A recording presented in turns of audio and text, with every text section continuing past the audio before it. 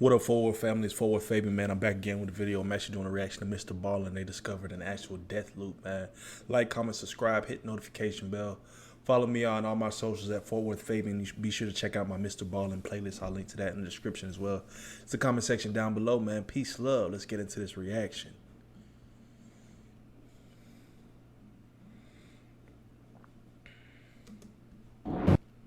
Don't use their toilet paper or towels. Also, please subscribe to our channel and turn on today's stories. MRBALLEN. We ain't wasting no time, yes sirree.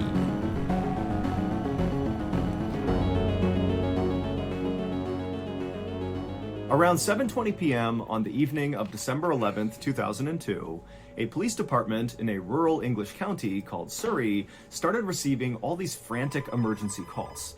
Now, all of these calls were coming from drivers on a heavily trafficked highway called the A3, and they all were saying the same things. They had seen this totally reckless driver with super bright headlights that was weaving in and out of traffic and going at high speeds and nearly crashing into people. And then a couple of the callers said they actually saw this car go down the embankment off the side of the highway, and so it looked like they might have crashed. And so, of course, this police department, after getting all these calls, decided to send out a couple of officers to see what was going on. When the two officers got out to the A3 and began patrolling the area on the A3 where all these calls were saying they had seen this reckless driver, they didn't see the driver. They didn't see a wreck on the side of the road. They didn't see any signs of an accident. I mean, there was nothing there. Now, had only one person called in about this wild, reckless driver, at this point, the officers would have chalked this up to a mistake or even a prank. But so many people called in about this one particular reckless driver on the A3 that these two officers decided to just keep on looking and really see if they can figure out where this driver went. And so to this point, the two police officers had been just driving on the A3 to try to find this driver. And so they decided they would park their vehicle, get out, and walk on foot on the edge of the highway because there were these huge forests that lined either side of the A3. Good luck. In fact, Surrey, the county in England where this was one of the most heavily forested areas in all of England.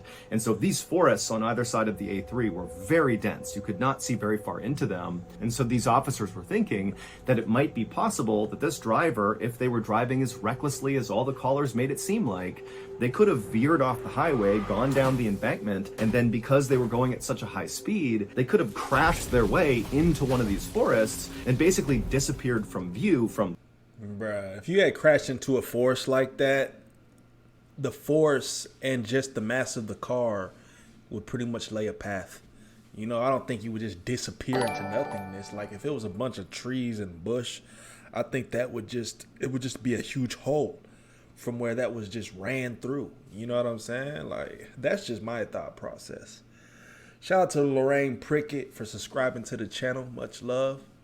The road, that in order to see this crash in the forest, you'd have to be basically in the forest. And so these two officers, they pulled over, they got out, and they began walking along the edge of the highway, staring into the forest, looking for a sign of a car wreck. And sure enough, after walking for a while, one of the officers spotted something deep in the woods that looked almost metallic or plastic. Whatever it wasn't supposed to be in the forest. And so the officers made their way into the tree line and began walking through all the trees. And as they got closer, they realized very clearly there was a car. There was a wreck in the forest. And so the two officers, they begin running towards the wreck. They're calling for backup on the radio. They get to this wreck in the middle of the forest, and they're on the driver's side, and they look inside the car, and there's no driver in the driver's seat, but they looked through the car to the passenger side, and they saw the front passenger door was wide open, and on the ground on the other side of the car was very clearly a body. And so the two police officers rushed around the car to get a better look at the body. And when they did, you know, they couldn't believe what they were seeing. It didn't make any sense. Like, what was this? Now, to understand why these police officers were so caught off guard by what they were seeing, we need to go back 5 months to July 16th, 2002. Damn. On that night, a 21-year-old man named Christopher Brian Chandler finished up his beer at a pub in West London. And for reference, where this pub was located was about 1 hour north of that stretch of the A3 highway in Surrey where the car was found in the woods. This night, Christopher had gone to this pub with a close friend of his. This was meant to be a fun night out. But, as Chris is finishing up this beer, he began to feel really antsy because it turned out Christopher was actually wanted by police in London for robbery, and so he hated staying in one place for too long. And so the only people who even knew where Christopher was the friend he was with at the bar, and then also Christopher's brother. He knew he was at this particular pub. And so finally, Christopher got so anxious about being in this pub for too long that he told the friend he was with that he just wanted to leave, and so he said goodnight to his friend. The friend stayed at the pub. Bro was lit. And Christopher left, got in his car, and began... How many y'all think he had at this point in time? But he probably put a few back at this point. And driving south. But Christopher never arrived at the place he was trying to go. He just sort of disappeared and nobody heard from him again. Christopher's brother eventually would report Christopher missing, but remember, the brother knows Christopher is wanted for robbery, and so Christopher suddenly going on the lam and just disappearing for a while was kind of par for the course, and so the brother really didn't think this was a big deal. And also, the police felt the same way because they know Christopher is trying to elude them, and so it makes sense he would be missing. And so as a result, nobody really followed up on Christopher's missing person report. Everybody just kind of moved on. That is, until 5 months later, when all those drivers began calling into the police in Surrey about seeing this totally reckless driver careening down the A3, who eventually crashed into a ditch. And then those two officers, they went out to that stretch of A3, and sure enough, it was Christopher's car, and the body on the ground was Christopher. However, there was a problem. When the two police officers walked up on Christopher's car and saw it for the first time, they were struck by how old it looked. But it didn't really register with them why that would matter. It just stood out to them that this is a really, really old and rusted up car. But when they went around to look at the body on the ground, Christopher's body, they saw that his body was actually mostly a skeleton, which meant Christopher did not crash and die on this night, December 11th, 2002. A while ago. Very likely, he crashed and died 5 months earlier, right around the time he disappeared. Now, the Surrey police, they say that this was all just one big coincidence, that the reckless driver that all these drivers were reporting that night on the A3 must have not crashed and actually just kind of got away, and then just by coincidence, when the police were searching that area of the A3 for the reckless driver... Hell nah. That's what they want you to think, you know what I'm saying? Or that's what the average mind would probably think, but I don't know, you hear a lot of stories like this, spirits, ghosts, whatever you want to call them. People have encounters to where they encounter something of the past. Like some people say, just from watching a lot of scary movies, they say like if something horrific happens or a tragedy happens, sometimes it's caught in time and like that event is relived, and sometimes people can actually see that event, and it may seem like it's actually physically there and tangible, but it's not. It's like I don't even know how to comprehend how the brain even sees or visualizes it, but if it's not something that's there in reality. But countless stories of people saying they see maybe a young girl walking across the street, and supposedly this girl actually passed there years prior. There's a lot of these legends and tales. So that's why automatically I knew that the body had probably already decomposed, insinuating the fact that it had been there a while. And maybe, some folks would say it was dude coming from, beyond the grave, trying to just help people locate the body. And there's a lot of stories where people even say that people help solve their own murders beyond the grave. And it's eerie how those things may happen. But this is just one of those stories, man. They happened upon Chris and his car. But remember, several of the drivers who called in that night about seeing this reckless driver on the A3, they specifically said they saw the car veer off the embankment and crash down below near the tree line. Like, this is a serious crash. Someone needs to get out here with an ambulance because probably someone's hurt. And then when the police got out and searched the exact area where this crash supposedly happened, they find Chris's car that had all the hallmarks of a car that was driving recklessly on the A3 that veered off and crashed into the woods. I mean, they found Chris and his car because of these calls. But it could not have been Chris. But what other car could it have been? As of today, we do not have a good explanation for how this happened, and so it's been dubbed the A3 Ghost Crash. A3 Ghost Crash. Well, we finally did it. I don't know if it was all the acid we poured into their contact lens solution, or if it was all the wild predators we released in their... Ball, it's launch electric.com so we can. Most people have no clue that in 2023, Some the of his best skits way and to stuff make in the money middle on Amazon is pretty not funny. with physical products. It's Amazon's other. But I think at times he's like doing a lot of sponsorships and things of that nature. I don't ever watch the little skits and the stuff in the middle in between stories, but I think one time the people were telling me, man, you should have watched it. There's something there I wanted you to catch. So comment down below if I missed it again, man. And in the future, I'll do my best to actually sit through those instead of moving on to the next story. On the morning of August 2nd, 2017, two men sat together laughing inside of a bar in a tiny village in northern France. Parle français. The men were named Lucien Oui, Perrault oui. and Olivier Boudin, and even though there was a massive age difference between them, Dang. Lucien was 69 years old and Olivier was 38 years old, the two were totally inseparable, to the point where the people in the village referred to them as father and son. Lucien had spent his whole life working in manufacturing in a nearby city, but just 4 years earlier, he had finally retired and he had moved into a small home inside of this northern French village. But when he had first moved into this new home, he had been very lonely and sad. You know, Lucien was divorced, he struggled with alcohol, and he had had a really tough life and he just wasn't doing well. But when he met Olivier, his whole life turned around. When the two met, Olivier also was kind of like a down on his luck guy.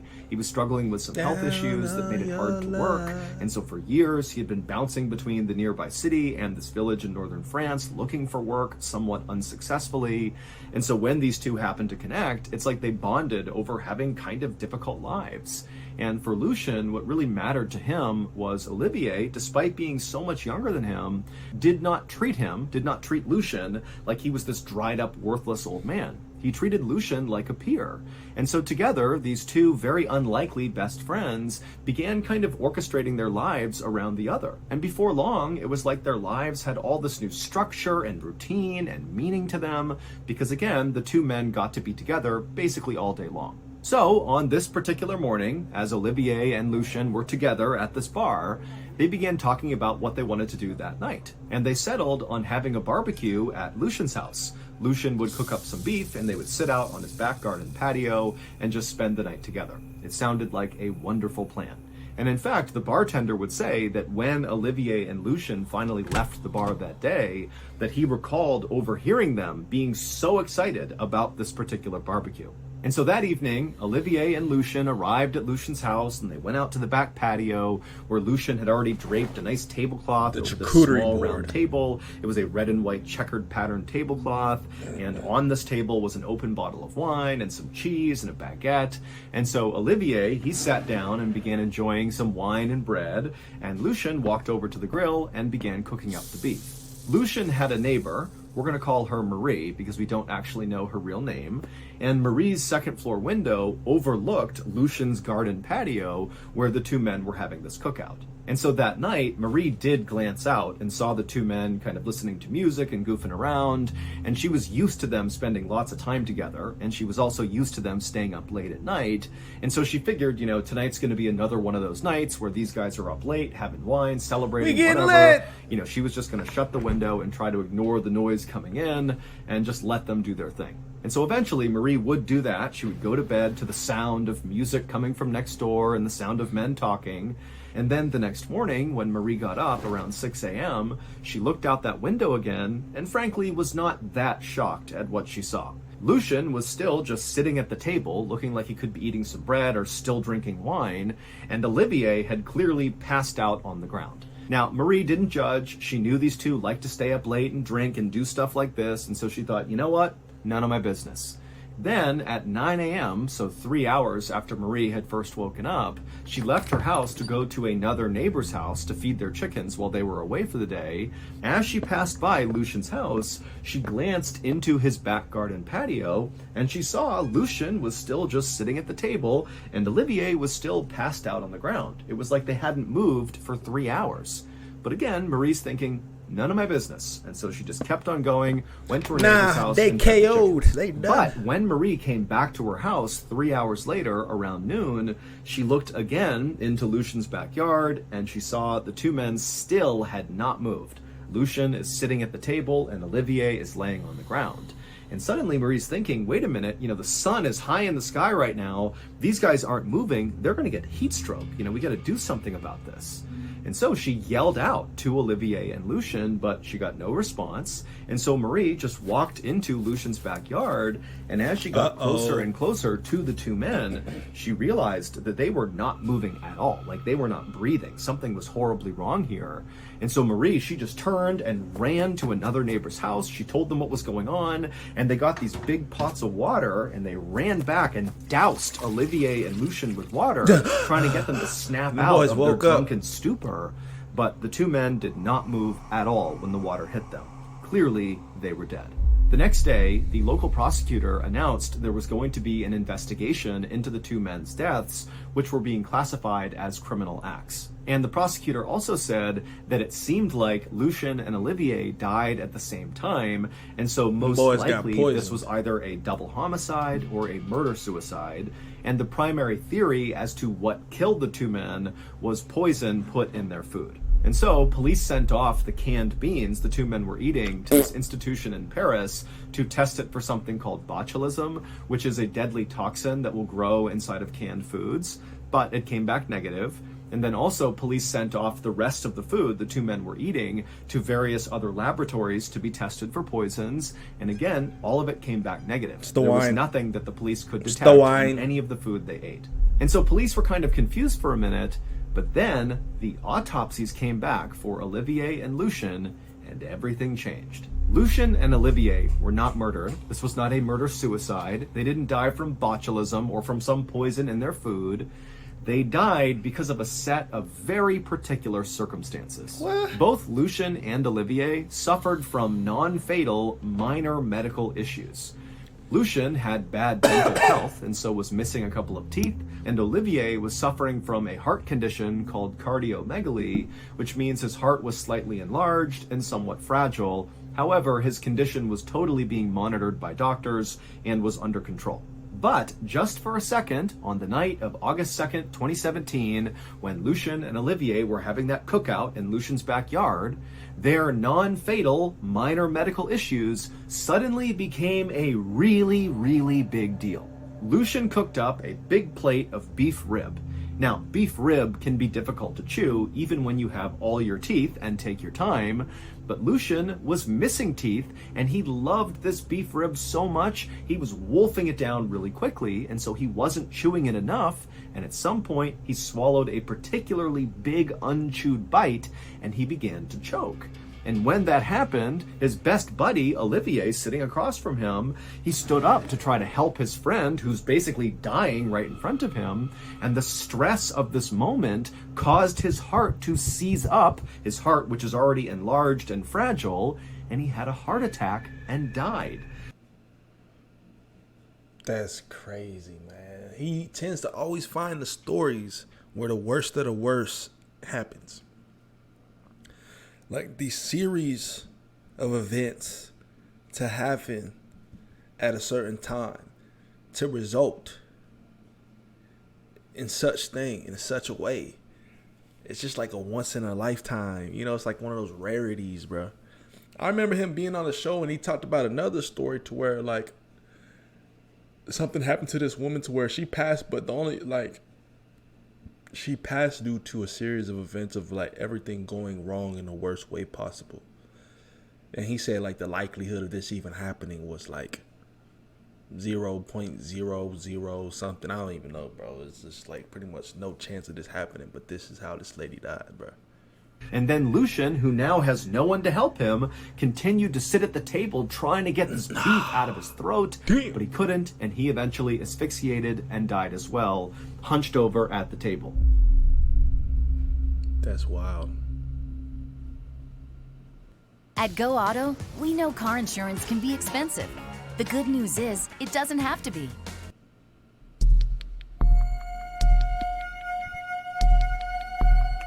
A little after 7 a.m. on the morning of April 15th, 2007, three men launched a 35-foot white catamaran called the Kaz 2 from a marina in northeastern Australia, kicking off what was supposed to be the trip of a lifetime. The captain of the CAS-2 was 56-year-old Des Batten, and for months he'd been training for this trip. And the two friends that Des was bringing with him on this trip were Jim Tunstead, who was 63 years old, and Jim's brother, Peter Tunstead, who was 69 years old. All three of the men had spent a lot of time plotting their actual course they'd be going on, which was from this marina on the northeastern side of Australia, up and around the north side, and then down the western coast That's a trek. to Perth, which was their final destination and where all three men lived. In total, this trip was supposed to take 8 weeks, and all three men were absolutely giddy with excitement at the prospect of spending an entire 2 months basically just drinking beers and fishing. Now, Des, Jim, and Peter were not the types to blow off responsibility to go party. I mean, they were devoted family men. All of them had been married for 30 plus years. Des had 2. Comment down below if you could go on an 8-week boat trip. I couldn't do it, man. 8 weeks, 2 months at sea, bruh. Dang. Even if I'm lit, drunk the whole time, drinking brewskis. I don't know, bruh. I think I would really find out what seasick meant, or seasick really meant. 2 kids, Jim had 4 kids, and Peter had 5 kids. But they were all either retired or nearing retirement, and this trip was going to be kind of a way to celebrate the end of an era. And while all 3 of them had gone on other big sailing trips, this one easily was the biggest one in terms of the distance they were covering and how much prep went into it and how expensive it was. I mean, this was like 10x the scope and scale of any other sailing trip they had done. And so, on April 15th, 2007, shortly after the 3 men had launched their boat and kicked off this big trip, Peter's wife would call him just to see how it was going. And she would say, you know, Peter was in great spirits, and she could hear the other 2 men laughing in the background, and it sounded like they were about to start fishing and maybe have a couple of beers. And so it seemed very much to Peter's wife like this trip was going as well as it could be so far. And so eventually Peter told his wife that he had to go, he told her he loved her, and then they hung up. Now, Des, who was the captain of the CAS-2, was adamant about safety being the top concern for this trip. Even though all 3 men were relatively healthy and had a lot of sailing experience, and even though Des was a member of a volunteer marine rescue group and so literally could be called on to go perform rescues at sea, despite all this experience and know-how, before they kicked off this trip, Des made Jim and Peter go through all these man overboard drills on the CAS-2 to make sure they knew how to do it if for some reason, you know, an emergency arose out at sea. And so the men got really comfortable using all the life-saving equipment and going over all the procedures. And then also when they charted their course, Des stressed that at no point should they be sailing into open water. They needed to stay close to shore the whole time just because it was safer. And so when Jim began filming a video around 10 a.m. on the day they set sail for this trip, you can clearly see the shore in the background of this video, so they're following the course they had planned. But a couple of hours after Jim had shot that video on the day they left, a woman named Isabel Wheeler, who did not know Des, Jim, or Peter and had never seen the CAS-2 before, she was fishing in an area called Champagne Bay when she looked out into the water and she saw the CAS-2, a white 35-foot catamaran, sailing east to west across the horizon. And then at some point, as Isabel was watching this boat, which really meant nothing to her, she just happened to be watching it, she saw it make a quick 90-degree turn and began sailing out towards the open ocean away from the coastline. Now, remember, Isabel knows nothing of this boat or its occupants, and so has no idea that Des, Peter, and Jim had been so clear about at no point will we sail into the open ocean. It's too dangerous. Stay close to shore. She didn't know that. And so she just saw a ship turning and sailing out to the open water, and she thought, okay, whatever. You know, so she didn't go and report what she saw. It was only later on when details emerged about what happened on the CAS-2 that she would later come forward and say, hey, I saw that boat and this is what they did. The next day, April 16th, 2 more people would spot the CAS-2. These were 2 men who also did not know Des, Peter, Jim. They didn't know CAS-2. They didn't know Isabel. In fact, these 2 men didn't know each other. But independently, on this day, they looked out near Champagne Bay and they saw the CAS-2 sailing east to west in the exact same spot that Isabel had seen it the day before. Now, remember, the What had Kaz 2 happened, was though? traveling from that marina on the northeast side of Australia all the way around to Perth. It was a point A to point B trip. There was no reason the Kaz 2 would ever double back and be in the same place 24 hours later. But here we were 24 hours later, and 2 more people are seeing the Kaz 2 in the same place that Isabel had seen it. And so that made no sense. But again, these 2 men who saw the Kaz 2, they just saw it and thought nothing of it because they don't know anything about this boat. It wasn't until later that they eventually came forward with what they saw. Then, one more day after that, on April 17th, there were these fishermen that were out in their boats a little farther north of Champagne Bay, where Isabel and the 2 other men had seen the Kaz 2 on consecutive days. And these fishermen, they spotted the Kaz 2. And again, these fishermen do not know the Kaz 2. They don't know its occupants. They're just seeing the ship. Except this time, the fishermen, when they saw the Kaz 2, they thought something was wrong because they saw the Kaz 2 from a distance navigating its way fairly close to shore in an area that these fishermen knew was full of coral reefs. It's a very dangerous area to be piloting any ship. In addition, the sail of the Kaz 2 was totally ripped to shreds. And so the fishermen, they're looking at the ship, wondering what they're doing, but the pilot of the ship looked so in control as he's navigating his way through the coral reefs that the fishermen thought, okay, he knows what he's doing, so, leave him alone. But again, later on. That's the thing. When you don't know, bro. You know when later on everything comes to the forefront, like he's saying. He's having to say later on. Basically, what he saw was a vital point or a vital thing that revealed something's going on, bro. Something is wrong. He's good at really like the storytelling and the build up till it's time for the reveal. They would report what they saw. It wasn't until the next day, April 18th, so 3 days after Des, Peter, and Jim had set sail, that anybody realized there was an issue with the crew of the Kaz 2. Because on April 18th, a Coast Watch surveillance helicopter was flying over the Great Barrier Reef, and they looked down and they saw the Kaz 2 with its badly damaged sails piloting all around this very dangerous part of the water to be piloting. And so the crew on board the helicopter attempted to radio down to the Kaz 2 to see if they were okay, but no one from the Kaz 2 called back to the helicopter. And so as they're waiting for a response from the Kaz 2, the helicopter crew is watching the pilot of the Kaz 2 clearly, navigating the boat in between coral reefs. And it seemed like, despite the damage to the sails, he knew what he was doing. And so to the crew on the helicopter, this didn't really look like an emergency, but it seemed like something worth flagging. And so they called the Marine police and said, hey, we have this ship here that's not responding. We think they're okay, but you might want to come take a look.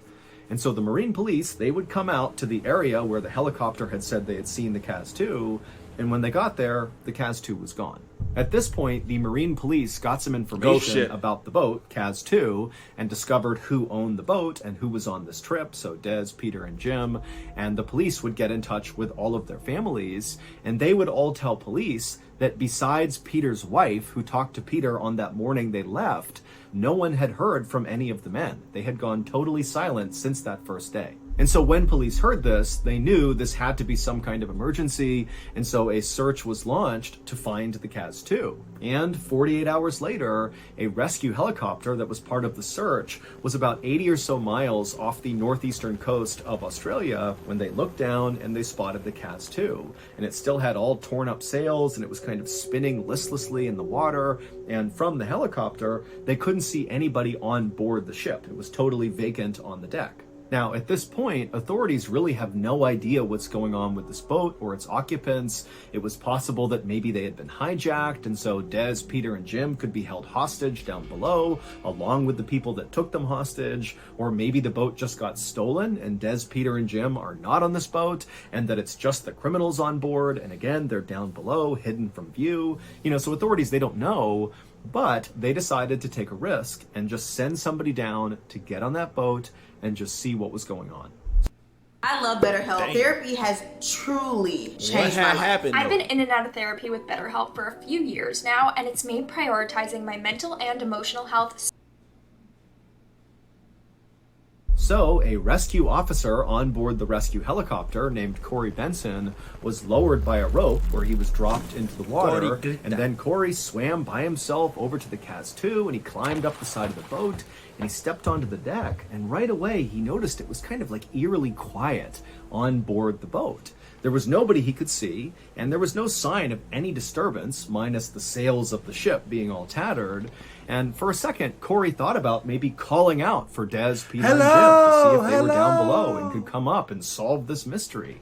But then he also worried that if he called out, there could be some bad people on board this boat, and he didn't want to draw their attention. Smart and so Corey man. was quiet and just began walking towards the front of the boat.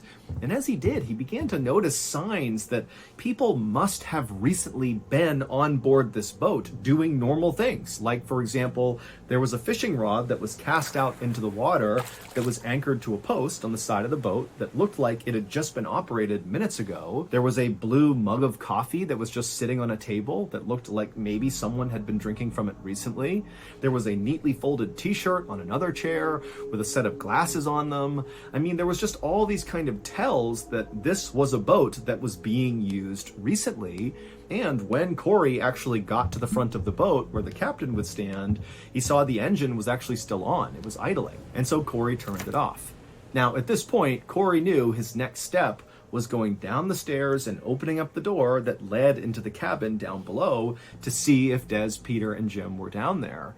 But he also knew when he went down there, despite there being backup up in the helicopter and more people making their way out here, Corey would be all alone if there were criminals or bad people down there.